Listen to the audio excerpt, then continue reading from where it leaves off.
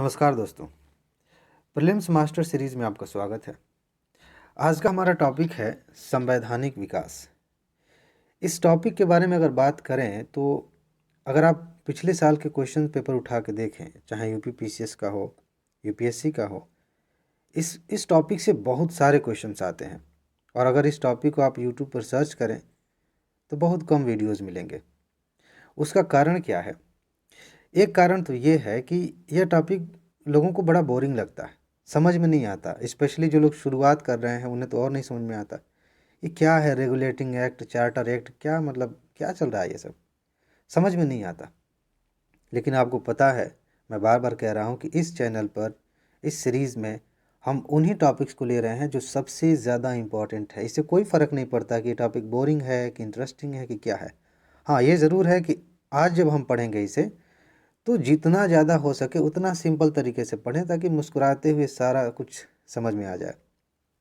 तो क्या है ये संवैधानिक विकास? मैं इतना इंट्रोडक्शन नहीं लेता किसी भी टॉपिक पे, लेकिन इस पे ज़रूरी है। इसलिए ज़रूरी है ताकि इसे सिंपल किया जा सके, समझ में आने लायक बनाया जा सके।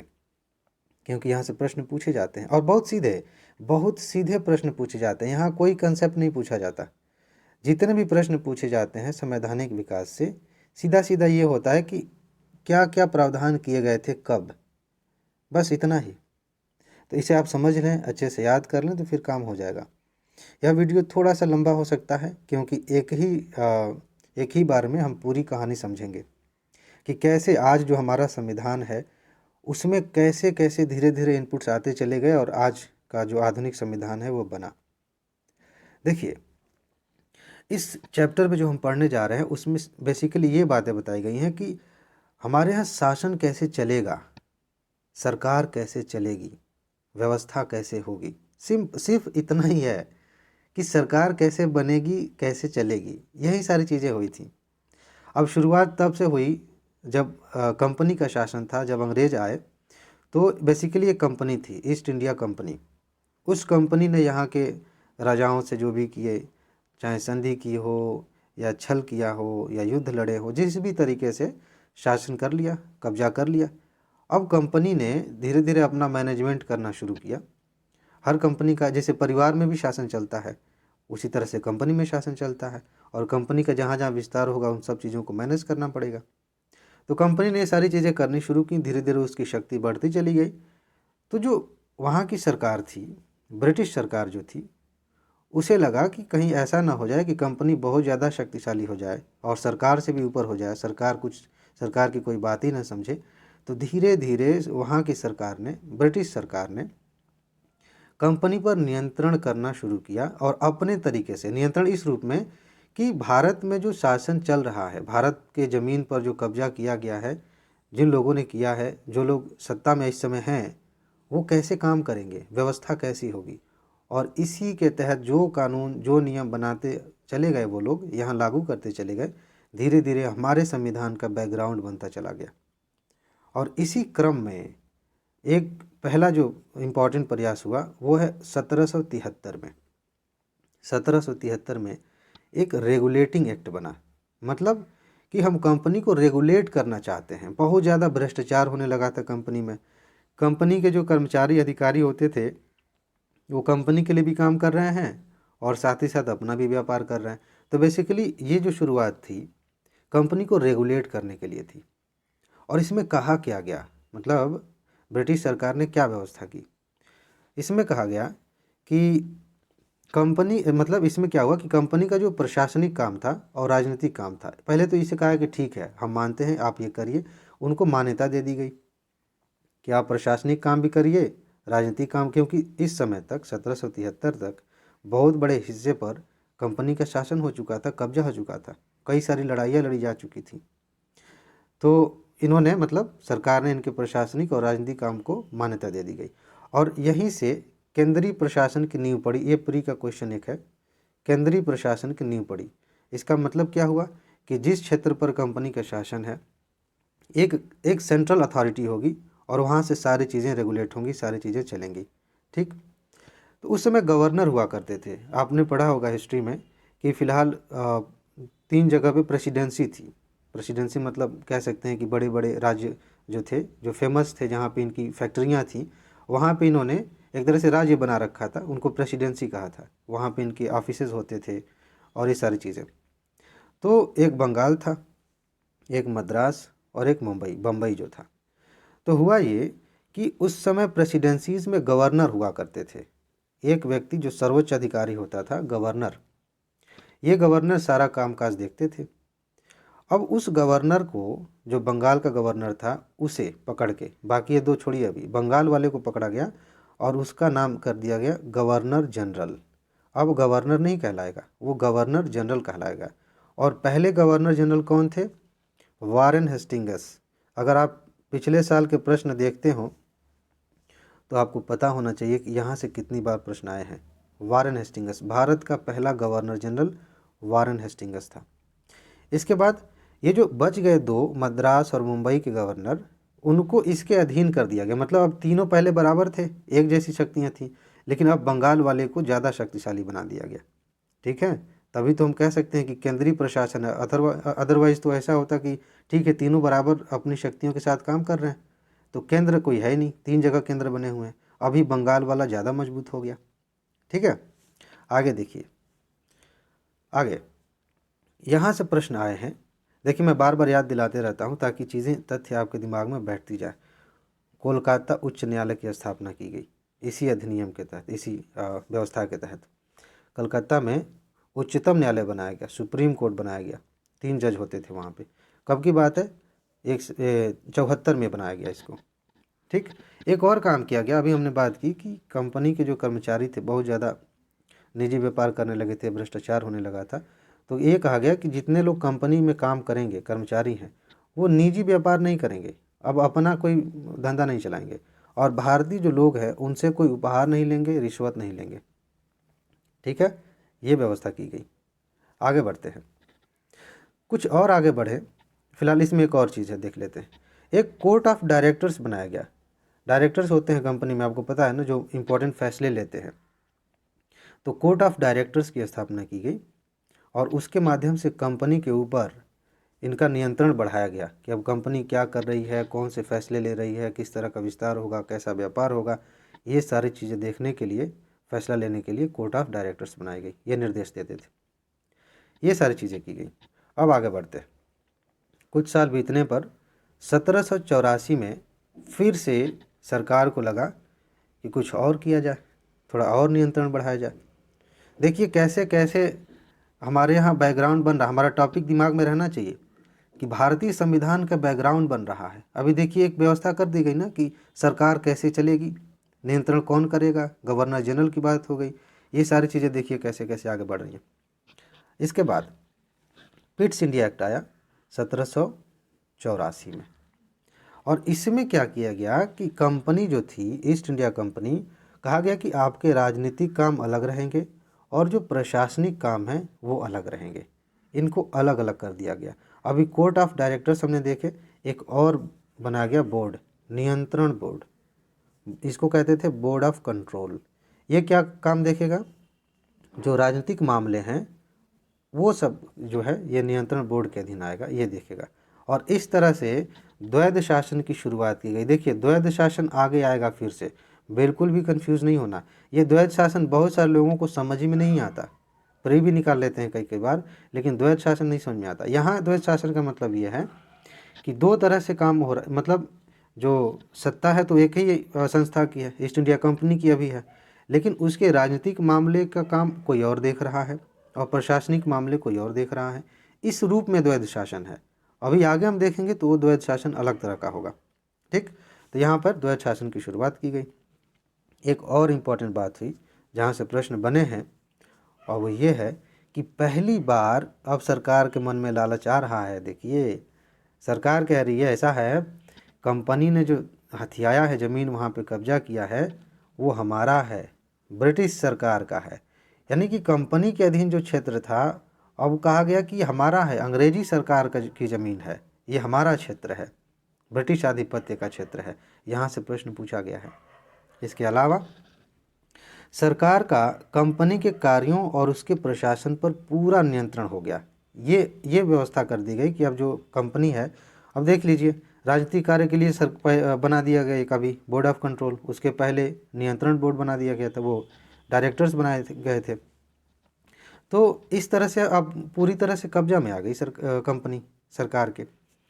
आगे देखते हैं क्या होता है। अब धीरे धीरे सरकार का मन जो है मचल रहा है, यहाँ की संपत्ति देखकर और जो कंपनी की शक्ति बढ़ रही है उसे देखकर थोड़ा डर भी लग रहा है। तो धीरे धीरे और भी चीज़ें की गई। आगे देखिए क्या हुआ। आगे बढ़े, 1833 में आए और एक अधिनियम फिर से बना, चार्टर अधिनियम। इसमें क्या हुआ कि जो बंगाल का गवर्नर था उसे अब भारत का गवर्नर जनरल बना दिया गया। देखिए अभी जब जो तीन थे, मान लेते ये बंगाल का था, ये मद्रास का था, ये बम्बई का था, तो इसमें से फिलहाल ये कहा गया कि इसको बड़ा कर दिया गया, ठीक है, और ये दोनों इसके अधीन हो गए। अब कहा गया कि ये जो है बंगाल वाला ये पूरे भारत का गवर्नर जनरल हो गया, ठीक है, ये व्यवस्था कर दी गई। उसमें सभी नागरिक और सैन्य शक्तियाँ भी शामिल कर दी गई। अब बहुत ज़्यादा शक्तिशाली हो गया वो। और जो बेचारे दो बचे थे ये वाले, इनकी विधायी शक्तियाँ छीन ली गई, उसी को दे दी गई, मद्रास और मुंबई वाले का। ये व्यवस्था की गई थी कब? 1833 वाले चार्टर अधिनियम में। आगे बढ़ते हैं, देखते हैं क्या क्या सरकार कर रही है। कंपनी को एक प्रशासनिक निकाय बनाकर छोड़ दिया गया। अब सिर्फ कंपनी एक प्रशासनिक निकाय के तौर पर ही काम करेगी, बाकी शक्ति तो धीरे धीरे आप देखिए अंग्रेजी सरकार के पास ही चली जा रही है। इसके बाद से फिर एक अधिनियम बनता है 1853 में। 1853 की बात है। देखिए मैं फिर से आपको याद दिलाऊं कि हम इसे किस रूप में देख रहे हैं। दो बातें हैं, एक बात यह है कि कैसे हमारे संविधान का बैकग्राउंड बन रहा है, और दूसरी बात एग्ज़ाम के लिए कि किस अधिनियम में कौन सी बात की गई, कौन से प्रावधान किए गए। एक मिनट रुकिए। हाँ जी, तो ये व्यवस्थाएं की गई। फिलहाल हम आ चुके हैं 1853 के चार्टर अधिनियम पे। इसमें क्या किया गया कि गवर्नर जनरल के परिषद के विधायी और प्रशासनिक कार्यों को अलग किया गया। गवर्नर जनरल की एक परिषद होती थी, यानी कि गवर्नर जनरल अकेले नहीं काम करता था, वो कुछ लोगों की सलाह से काम करता था। तो उसमें भी जो पहले था कि गवर्नर जनरल सब कुछ, मतलब उसके परिषद के लोग सारे काम एक साथ देख रहे हैं, मतलब कानून भी बनाना है, प्रशासन भी चलाना है, सारे वही लोग। अभी क्या किया है कि उनके काम को अलग अलग कर दिया गया, थोड़ी सी सुविधा हो जाए कि विधायी काम अलग, प्रशासनिक कार्य अलग। अब देखिए हमारे यहाँ जो विधायिका कार्यपालिका है उसकी नींव पड़ रही है कि कार्यपालिका अलग से काम करती है, विधायिका कानून बनाती है ना। कभी कभी मिक्स हो जाते हैं, सब लोग एक ही साथ बैठे हुए हैं, बहस कर रहे हैं, मंत्री भी हैं, विधायक भी हैं, समझ रहे हैं।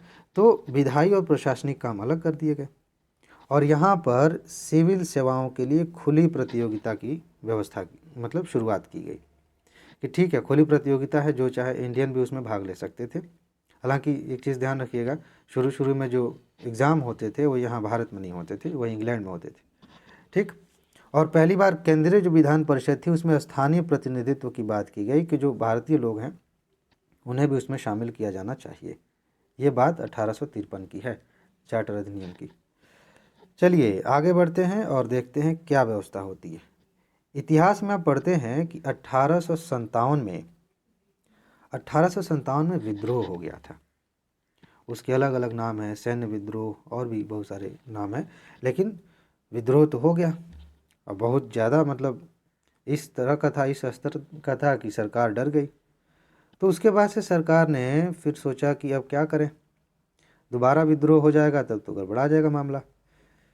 तब अधिनियम बना भारत शासन अधिनियम 1858 में, भारत शासन अधिनियम। और इसमें सबसे बड़ा जो पहला कदम उठा गया कि कंपनी वंपनी अब ना रहेगी, कंपनी को हटाओ, डायरेक्ट हम आते हैं सामने। अब कंपनी भारत में शासन नहीं करेगी, अब भारत का शासन वहाँ की जो महारानी है, मतलब वहाँ ब्रिटेन की, अब उनके अधीन होगा। यानी कि ब्रिटिश सरकार अब भारत की सरकार हो गई, सीधा सीधा। अब तक कंपनी की सरकार थी, कंपनी के नाम से सब कुछ हो रहा था, अब ब्रिटिश सरकार के नाम से सब कुछ होगा। और एक जो पद था गवर्नर जनरल का, उसे भारत का वायसराय कहा जाने लगा। अब यहाँ से 1857 से आगे ये वायसराय कहलाएगा। इसे हम पढ़ेंगे, इतिहास वाले में कवर करेंगे, गवर्नर जनरल वायसराय कौन कौन कब आए, उनके समय में क्या महत्वपूर्ण घटनाएं हुई। फिलहाल ये प्रश्न पूछा गया है कई बार कि भारत के पहले वायसराय कौन थे, लॉर्ड कैनिंग थे। एक्चुअली ये सारी लाइनें बहुत इंपॉर्टेंट हैं, इस पर भी प्रश्न आए हैं। कंपनी समाप्त कर दी गई, शासन हस्तांतरित हो गया, और ये आगे देखिए जो द्वैध प्रणाली थी ना, अभी हमने देखा था वो कंट्रोल क्या कहते हैं, नियंत्रण बोर्ड था और डायरेक्टर्स वाला, उसको फिर हटा दिया गया, समाप्त कर दिया गया। लिखा तो है यहाँ पे, नियंत्रण बोर्ड और निदेशक बोर्ड को समाप्त कर दिया गया। इसमें फिर क्या किया गया, आगे देखते हैं। इसी 1858 में एक नया पद बनाया गया, बहुत ज़्यादा इम्पोर्टेंट पद था, जिसका नाम रखा गया राज्य सचिव। ये जो राज्य सचिव था वो ब्रिटिश कैबिनेट का सदस्य होता था। वहाँ के जो मंत्री कह सकते हैं कि कैबिनेट में क्या होते हैं, मंत्री होते हैं, तो उनमें से एक होता था, ये कैबिनेट का सदस्य होता था। और इसके पास जो है भारतीय प्रशासन पर संपूर्ण नियंत्रण की शक्ति थी। भारत में किस तरह का प्रशासन चल रहा है वो सब कुछ देखता था ये राज्य सचिव। और ये क्या करता था, वहाँ की जो संसद है उसे रिपोर्ट करता था कि भारत में क्या चल रहा है, ठीक है, उसके प्रति उत्तरदायी था। ये व्यवस्थाएं की गई 1858 में। आगे बढ़ते हैं, थोड़ा और आगे बढ़े तो 1861 में एक अधिनियम बना जिसको भारत परिषद अधिनियम कहा जाता है। क्या हुआ इसमें, कानून बनाने की प्रक्रिया में भारतीयों को शामिल किया गया।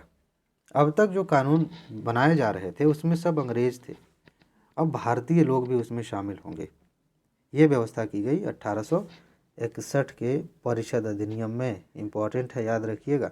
इस वीडियो को आप बार बार देखेंगे, चीज़ें धीरे धीरे रिश्ते हुए दिमाग में बैठ जाएंगी। तो कानून बनाने की प्रक्रिया में भारतीय शामिल हुए। इसके अलावा जो वायसराय थे, गवर्नर जनरल तो वायसराय बन चुके हैं, वो गैर सरकारी सदस्यों को नामांकित कर सकते थे। गैर सरकारी का सिंपल मतलब समझ लीजिए कि भारत के लोग, ठीक है। सरकारी का मतलब अंग्रेज। सिंपल, एग्जैक्ट ये टेक्निकल बात नहीं है, लेकिन समझने के लिए, ठीक है। मद्रास और मुंबई की जो विधायी शक्तियां थीं जो छीन ली गई थी पहले मद्रास और मुंबई से, उन्हें वापस दे दिया गया और फिर से विकेंद्रीकरण किया गया। जैसे अभी केंद्रीकरण हो रहा था ना कि एक सेंटर में सारी शक्तियां रहेंगी, अब धीरे धीरे मद्रास को, मुंबई को शक्तियां वापस देके विकेंद्रीकरण की शुरुआत की गई। और एक बात, बहुत पहले नहीं, ये कैनिंग साहब के टाइम पे इन्होंने पोर्टफोलियो प्रणाली की शुरुआत की थी और उसी को मान्यता दे दी गई इसमें। देखिए, पोर्टफोलियो का सीधा सा मतलब ये समझ लीजिए, जैसे किसी का वो कोई मंत्री है, उसको एक मंत्रालय मिल गया और मंत्रालय से संबंधित सारे काम वो खुद फैसले लेता है, अंतिम फैसले वही लेता है। वही बात है कि परिषद का सदस्य जो है एक या अधिक विभागों का प्रभारी हो सकता था और उसके अंतिम मतलब उस मामले में अंतिम आदेश जारी करने की शक्ति उसे दे दी गई। अब जैसे मान लीजिए कि सरकार है, हमारी केंद्र सरकार है, एक व्यक्ति प्रधानमंत्री है और बाकी मंत्रालय बने हुए हैं, उनके अपने मंत्री हैं। तो ऐसा थोड़ी होगा कि रेल मंत्रालय से मंत्री हमेशा जो भी फैसला लेना होगा तो बार बार जाएंगे प्रधानमंत्री से पूछेंगे या राष्ट्रपति से पूछेंगे, बताइए सर क्या करें। वो उनके पास शक्ति है कि अपने मंत्रालय से संबंधित जो भी फैसले लेने हैं वो अंतिम रूप से फैसले ले सकते हैं, ये सारी चीज़ें।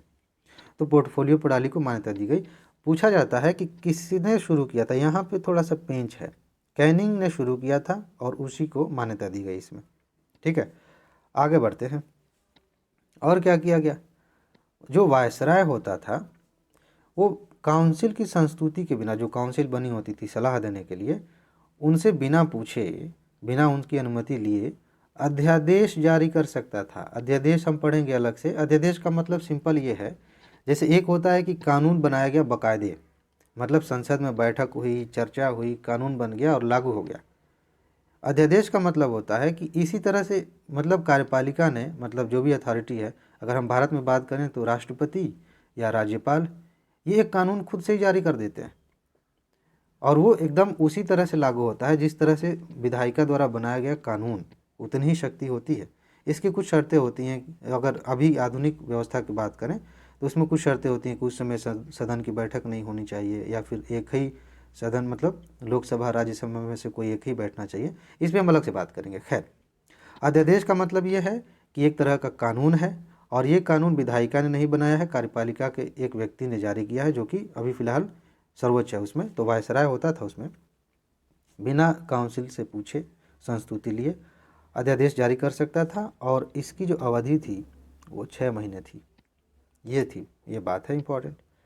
अब चलते हैं आगे। बोर नहीं होना बहुत ज़्यादा इम्पोर्टेंट है।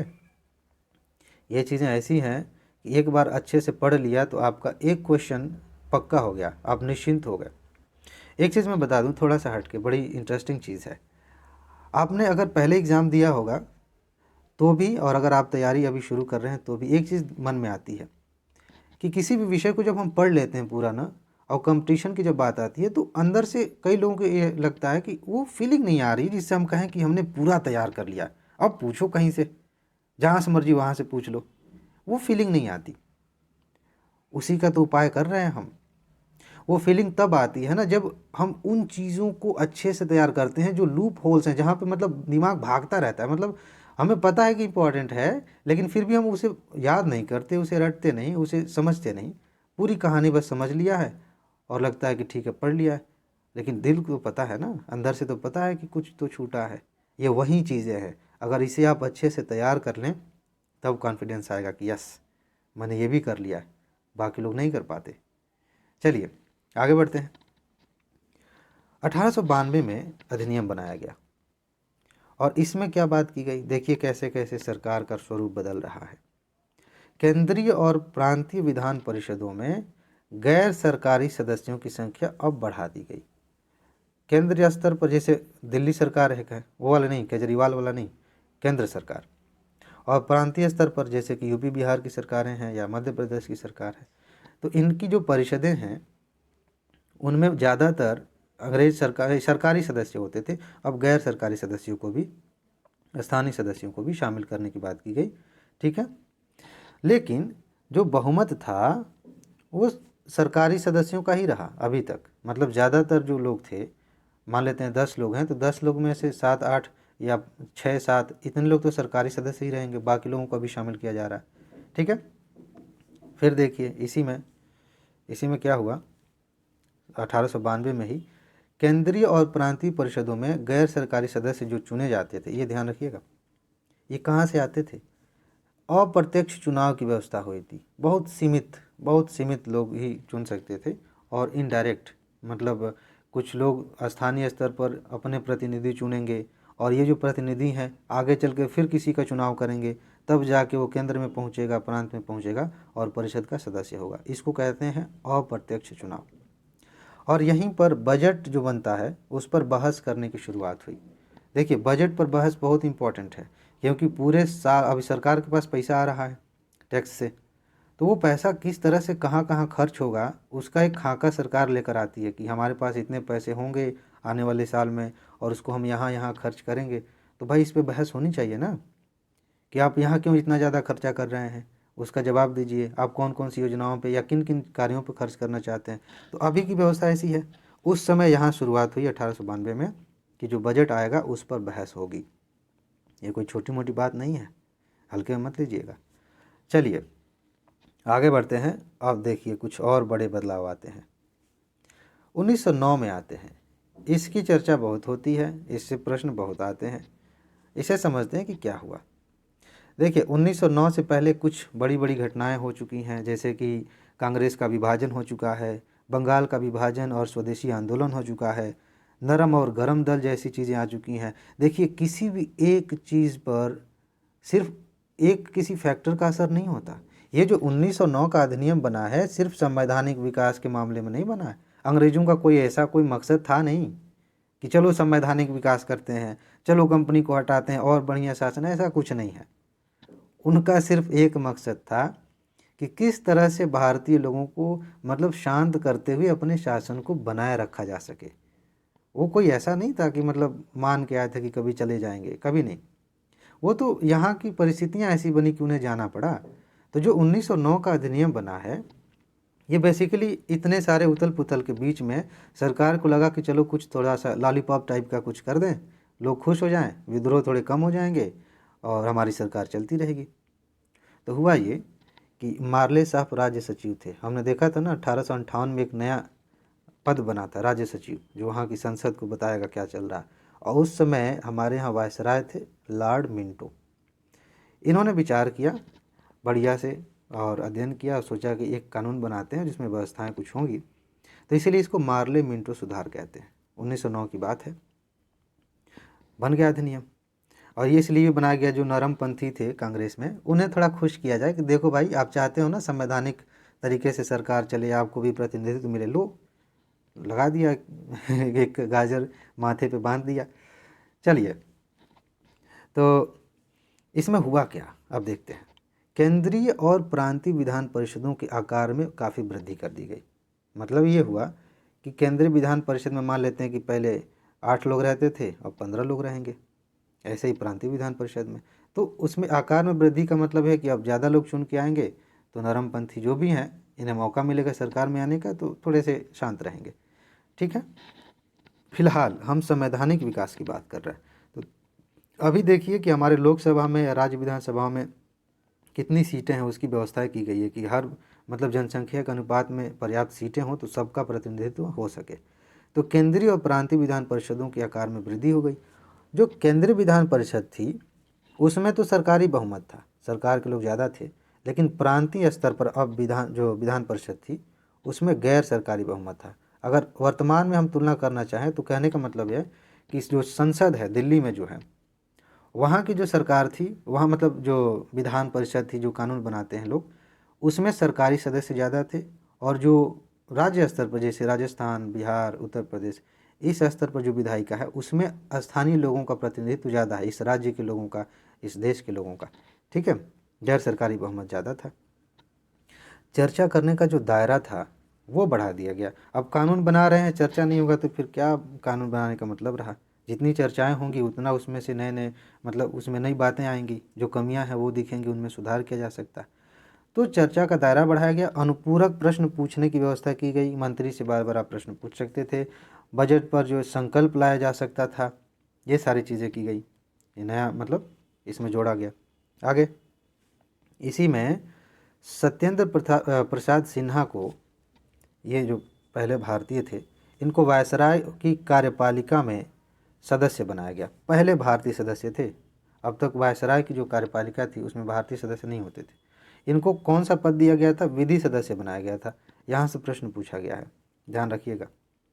और जो सबसे ज़्यादा पूछा गया है, बार बार पूछा गया है, लगातार पूछा गया है, वो ये है कि यहीं से पृथक निर्वाचन की व्यवस्था की गई। पृथक निर्वाचन क्या है, इसकी मांग बहुत चलती रहती थी। मुस्लिम लीग ने भी की, आगे चलकर डॉक्टर अंबेडकर साहब ने किया था, पुनः समझौता, ये सारी चीज़ें हम पढ़ेंगे। पृथक निर्वाचन का सीधा सा मतलब ये है कि मान लेते हैं कि आपके गांव में या आपके शहर में एक हिस्सा ले लेते हैं, उस हिस्से से किसी खास समुदाय का व्यक्ति चुनाव लड़ने के लिए उठेगा और उसी समुदाय के लोग उसे वोट देंगे, बस, बाकी को कोई अधिकार नहीं। यह है पृथक निर्वाचन की व्यवस्था। तो इसमें क्या किया गया, मुस्लिम समुदाय के लिए पृथक निर्वाचन की व्यवस्था की गई। अब उन्हें लग रहा था कि डिवाइड एंड रूल काम करेगा, वैसे तो कर ही रहे थे पहले से, अब जाके हिंदू मुस्लिम करना भी शुरू कर दिया। तो मुसलमानों के लिए, मुस्लिम्स के लिए इन्होंने पृथक निर्वाचन की व्यवस्था की।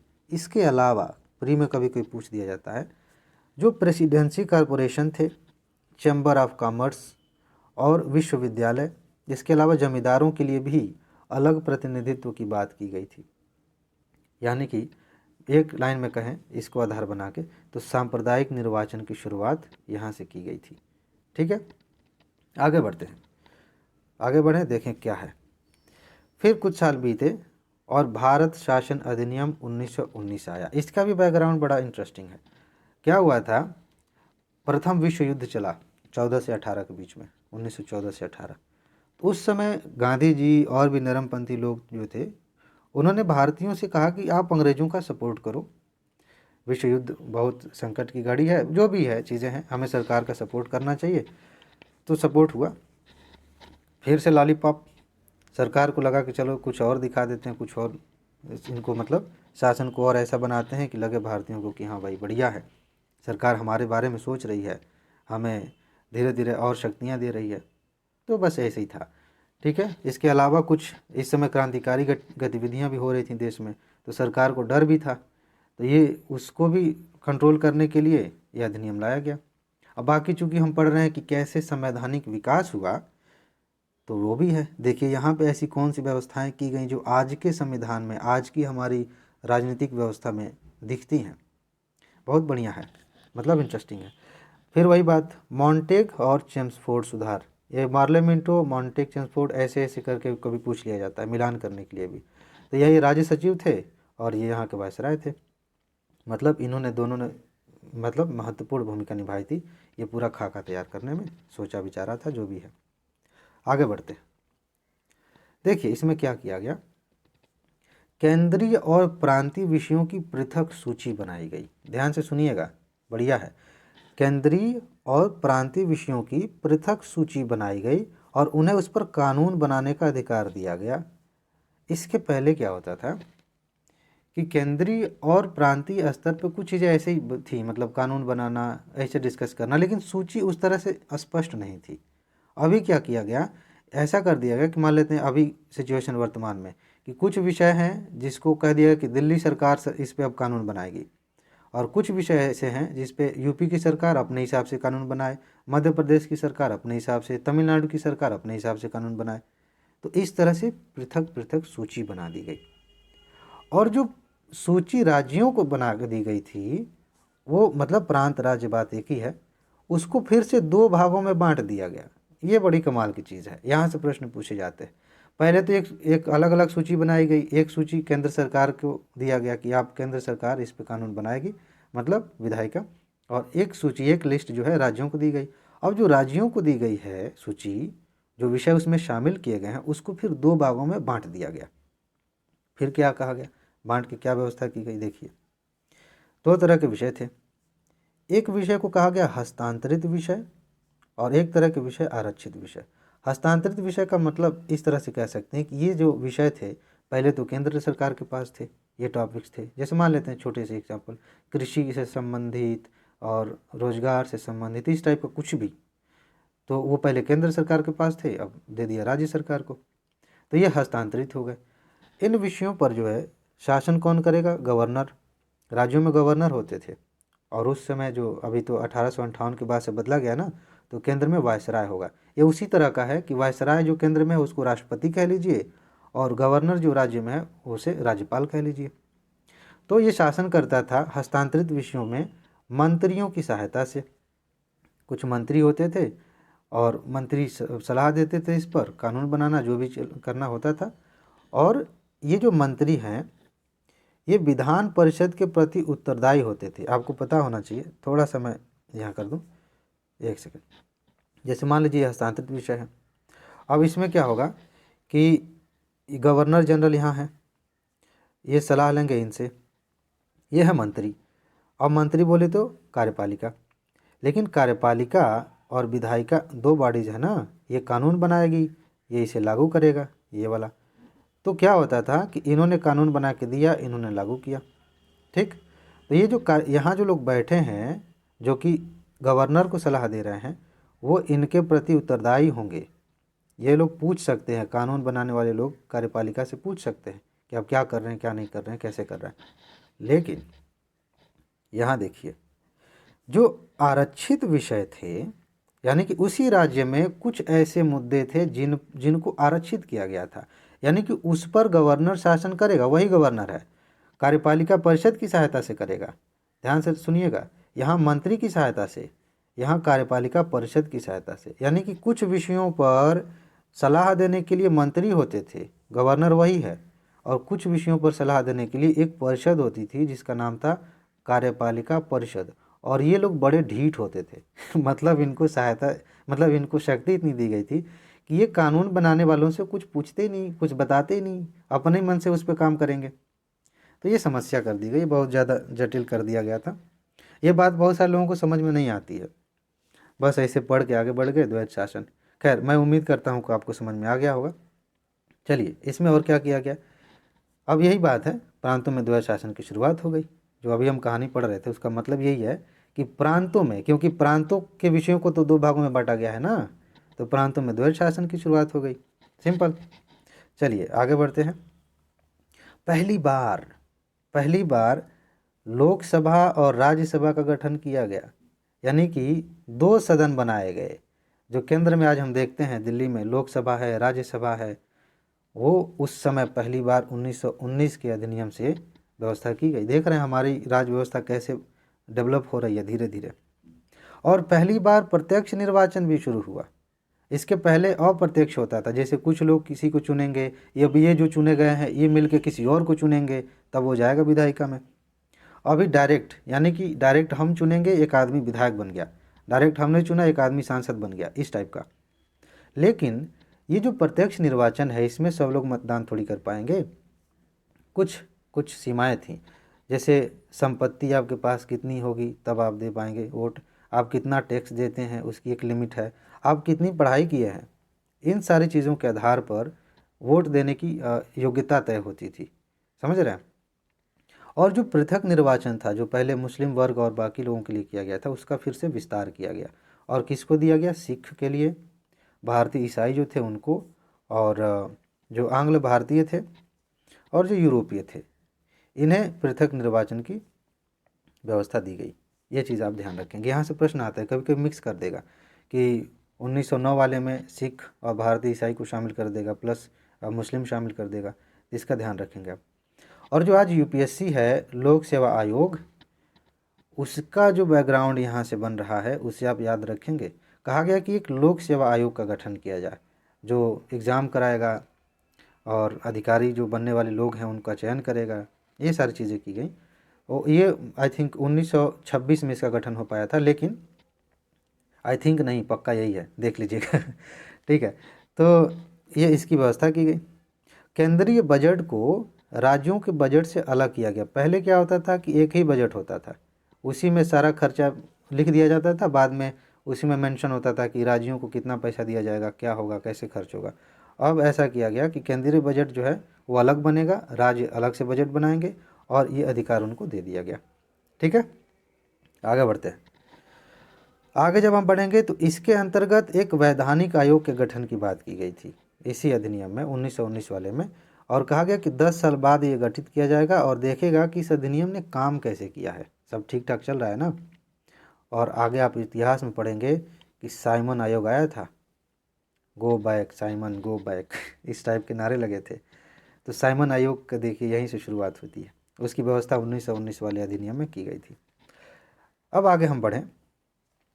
भारत शासन अधिनियम 1935, ये एक बहुत बड़ा कदम है। मेंस में क्वेश्चन पूछा गया था, अभी 2-3 साल पहले की बात है, कि मतलब हमने वहाँ से नहीं, आई थिंक जब सिलेबस चेंज हुआ था तब 2013-14 के आसपास शायद था, कि 1935 से जो हमने लिया है उस पर प्रश्न बनाया गया था।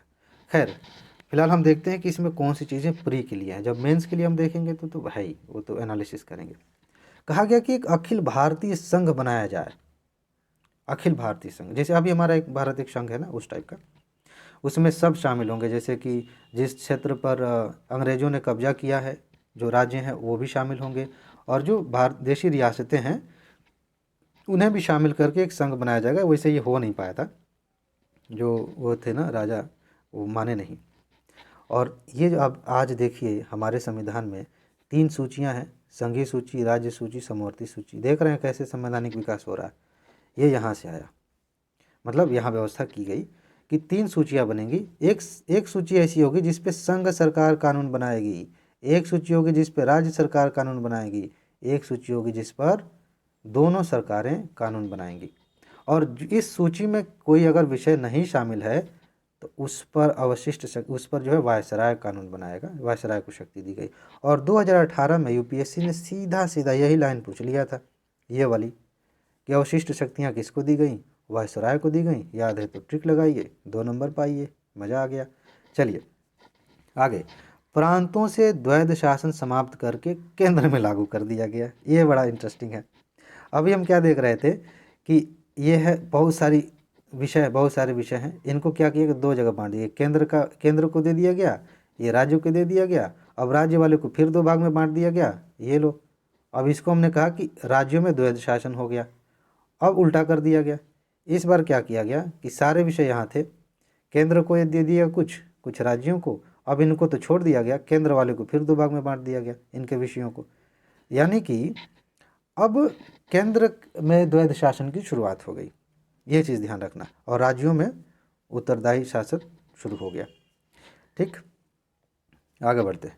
यही है। बाकी अभी हमने जो बात किया था ना, उत्तरदायी शासन में पहले हमने देखा था कि गवर्नर जनरल जो है उसमें कुछ विषयों पर मंत्रियों की सलाह मानने नहीं बाध्य नहीं थे, अपने हिसाब से वो जो परिषद थी उसके हिसाब से चलते थे। अब कहा गया कि अब आवश्यक है कि आप इनकी सलाह पे काम करेंगे, जो गवर्नर, राज्यों के जो गवर्नर होते थे। एक और गड़बड़ काम किया गया, दलितों के लिए, महिलाओं के लिए, मजदूर वर्ग के लिए पृथक निर्वाचन की व्यवस्था कर दी गई। अभी हमने समझा था पृथक निर्वाचन क्या था। और मताधिकार का विस्तार किया गया।